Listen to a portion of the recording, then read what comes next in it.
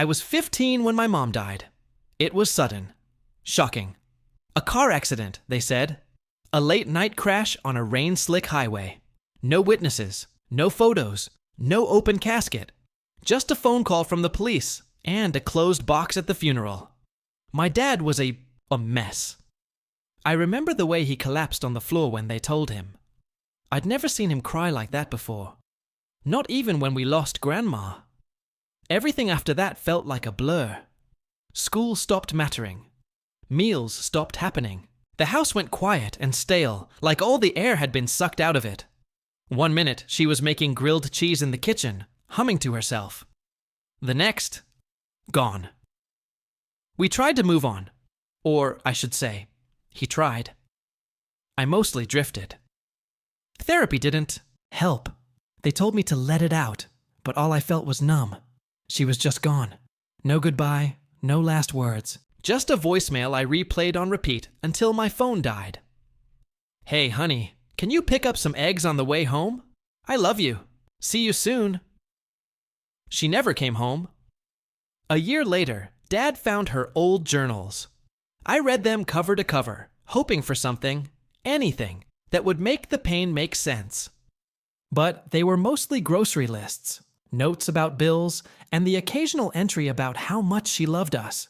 It didn't help. If anything, it made it worse. Because it confirmed what I already believed. She was a good mom. She loved us. So how could she be gone? 10 years passed. I went to college, got a job, tried to build a life. But that grief never really left me. It just got quieter. Like a dull ache you stop noticing until it flares up again. Every year, on the anniversary of her death, I lit a candle. Every year, I wondered what she would have thought of the person I was becoming. Until this year. Because this year, I saw her. It was a random Tuesday. I was at a farmer's market 2 towns over with my girlfriend, browsing stalls for handmade candles. She was paying, and I was scanning the crowd, when I saw a woman walk past with a toddler on her hip. Something about her made me freeze, the way she turned her head, the way she adjusted the baby's hat, the scar just below her ear, the same one my mom had from a childhood bike crash. I couldn't breathe. I said her name, softly at first, then louder. She looked right at me. Her eyes widened like she'd seen a ghost, and then she turned around and ran. I didn't move for a full 10 seconds. My girlfriend kept asking what was wrong, but I couldn't even speak. My mom was dead. Dead. So why had I just seen her? Alive and holding a baby. Why had she looked right at me and ran? That night, I couldn't sleep. I kept replaying it. That scar, that face, that moment of recognition. I couldn't shake the feeling that I hadn't imagined it, so I went digging. Social media, obituaries, forums, and then, one reverse image search later, I found her. She had a new name, a new husband, 2 kids, and a picture from just 2 months ago, smiling in front of a house in Montana. I stared at the screen until my eyes burned. It wasn't just someone who looked like her. It was her. My mom. Faked her death. And for 10 years, we mourned a woman who was living a brand new life.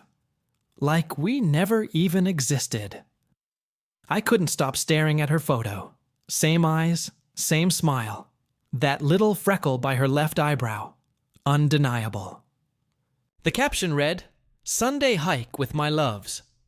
Po, grateful mom. Monbro, blessed life." Her name was listed as Karen Wilcox, but I knew who she really was. Deborah Thomas, my mom. The rage didn't hit all at once. It was slow, creeping, like watching. A fuse burn in reverse. How could she just start over like nothing happened? There were pictures. Her with 2 little kids. Her with some man.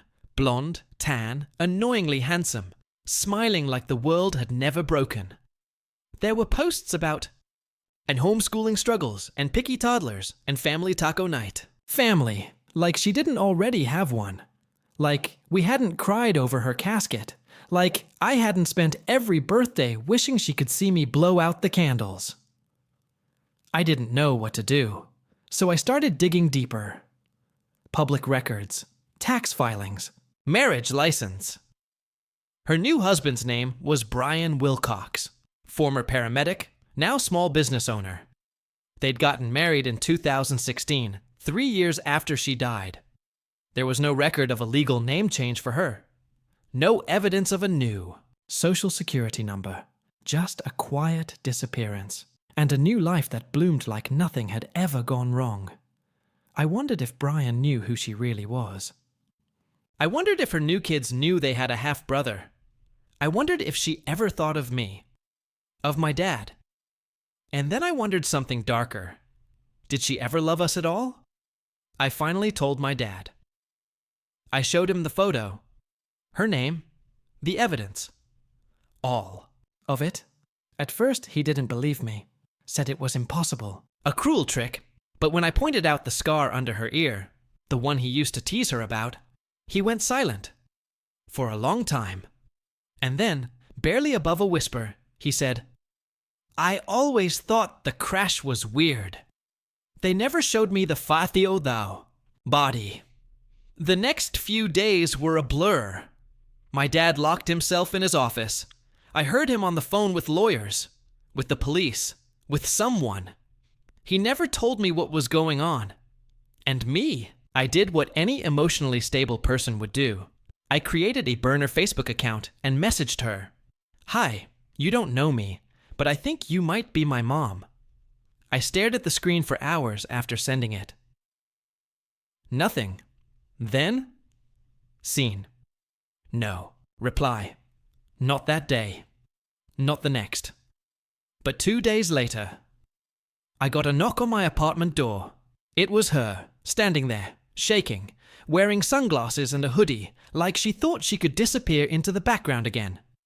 She took off her glasses, and I finally saw her face, up close, in person, for the first time in 10 years. Can I come in? She said. And I didn't say a word. I just stepped aside. She sat on my couch like it was fragile.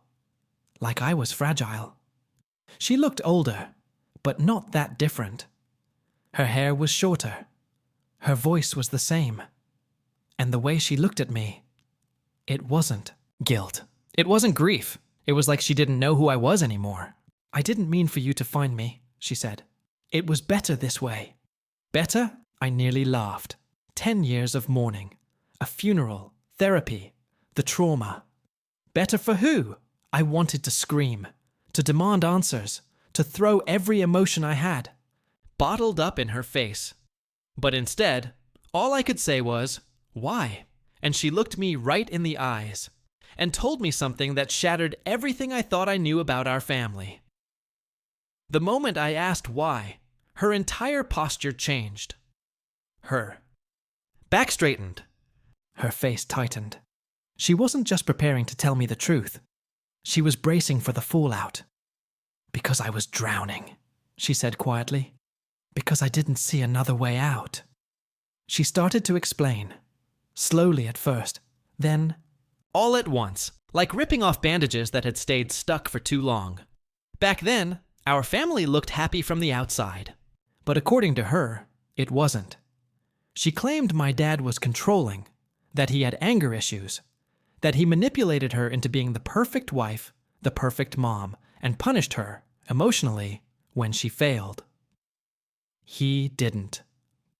Hit me, she said, but sometimes I wish he had. At least then people might have believed me. I sat there, stunned. Was this real? Was my dad the monster she was painting? Or was this just a story?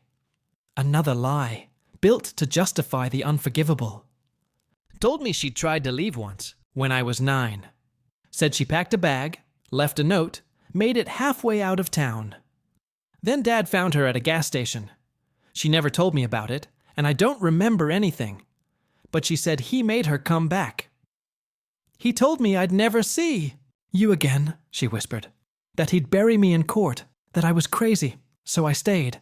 And then, years later, she found another way out, A clean break. She met someone online, Brian. He was kind, stable, lived in another state. He offered her a new life, but only if she could leave everything behind. So one rainy night, she staged her escape. She ditched her car near a guardrail, burned some of her clothes in a ditch, left her phone behind, and climbed into Brian's car, which was waiting a mile down the road. Within 48 hours, she was in a new city, a new name, a new life. She watched the news, saw the search, read the headlines. Local mother presumed dead in crash. Body not recovered. She knew we thought she was gone. She knew what it would do to us, and she still stayed gone. I checked in on you sometimes, she said. Facebook mostly, school updates. I watched you grow up from afar. Like that was supposed to comfort me. You watched me grieve you, I snapped. You watched me fall apart. And you did nothing. She started crying. I thought it was better than ripping you from your home. I didn't want to fight your father. I didn't know what to believe anymore. I'd spent 10 years hating the universe for taking her. Now I was sitting on the couch with the woman who chose to disappear. And the worst part of me still wanted her to hold me. I asked about the kids, her new family. She flinched. They don't know. Not the whole story, just that I had a different life before. I felt sick. I wondered if she kissed them goodnight with the same mouth that told me I'd always be her world. Do they call you Mom? I asked. She nodded. I nearly threw up. Before she left, she handed me a letter. This explains more, she said. About your dad. About everything. She stood up, walked to the door. I'm sorry, she said, for everything. I never stopped loving you. I just couldn't be that version of myself anymore. And just like 10 years ago, she walked away. But this time, I watched her go. I sat on the couch for a long time, staring at that letter in my hand. I knew reading it might destroy everything. I thought I knew about my dad, about my childhood, about her, but I also knew it might finally tell the truth no one else would. I held that letter for hours. It felt heavier than it should have. Like paper wasn't supposed to carry the weight of 10 years of silence, guilt, and betrayal. I almost didn't open it. Part of me was scared of what I'd find. Part of me was scared it might make sense, and that was the most terrifying part. The first page started softly. If you're reading this, it means I saw you again. I never thought I would. She talked about me as a baby, how I used to crawl into bed with her during thunderstorms, how I called bananas Moonos, how she'd sing to me when I had nightmares. It was warm, familiar, cruel in a way, reminding me of the mom I thought I had. Then the second page got darker. There are things I never told you, about your father, about what I went through behind closed doors. She described a pattern: gaslighting, threats, controlling money, monitoring calls. Not all at once. Slowly. Over years. He isolated me from my friends, told me no one cared, that I was lucky he stuck around. She even hinted that he might have sabotaged her first attempt to leave. Something about her brakes not working one morning. No proof, just fear. But still, it sounded nothing like the dad I knew. He was strict, sure. But abusive. Could she be exaggerating? Then she mentioned a journal. I kept one. Documented. Everything. I hid it in the attic, behind the insulation above the vent by the east wall. I don't know if it's still there, but if it is, you'll know the truth. I didn't hesitate. That night, I drove straight to my childhood home. My dad was out, at the gym, or maybe the bar. He never told me anymore. I went straight to the attic, flashlight in hand. It took 20 minutes to find it. Covered in dust, wrapped in a grocery bag. But it was there, and it was real. I read until sunrise. Dates, incidents, fights, moments of terror. Moments I remembered, but twisted, filtered through a child's eyes. The night she fell down the stairs. The time she lost her car keys and cried for hours. The time I came home from school and she was just sitting in the dark. It was all in there. My dad, the man who raised me, had broken her down piece by piece. And the worst part? I never saw it. I didn't confront him right away. I needed time to process, to breathe, to decide what justice looked like when the crime was abandonment, fear, and a fake death certificate. But I did call her. I told her I found the journal. I told her I believed her, and for the first time since that awful day 10 years ago, she cried for real. "Thank you," she whispered. "I've carried that guilt for so long. I just wanted to survive." We've met a few more times since then. It's awkward. It's painful. Sometimes I hate her. Sometimes I just want her to hold me like she used to. She's trying. I'm trying. The road ahead isn't clear. There are no fairy tale reunions, no neat endings, just two broken people trying to build something out of the wreckage. But here's the thing. She may have faked her death, but now we're finally ready to live.